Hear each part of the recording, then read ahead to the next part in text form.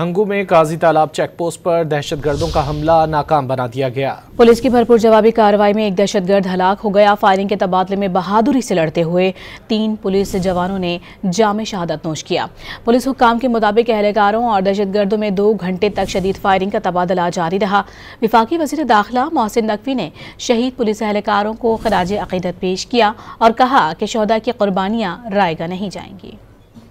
हंगू में काजी तालाब check post पर दहशतगर्दों का हमला नाकाम बना दिया गया। पुलिस की भरपूर जवाबी कार्रवाई में एक दहशतगर्द हलाक हो गया। फायरिंग के तबादले में बहादुरी से लड़ते हुए 3 पुलिस जवानों ने जाम शहादत नोश किया। पुलिस हुक्काम के मुताबिक अहलकारों और दहशतगर्दों में 2 घंटे तक शदीद फायरिंग का तबादला जारी रहा।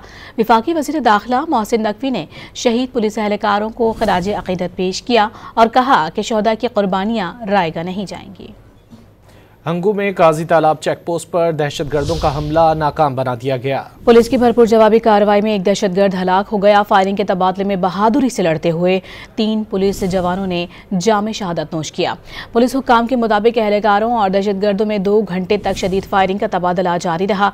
वफाकी वज़ीर दाखिला मोहसिन नकवी ने शहीद पुलिस अहलकारों को खराज अकीदत पेश किया और कहा कि शोहदा की कुर्बानियां रायगा नहीं जाएंगी।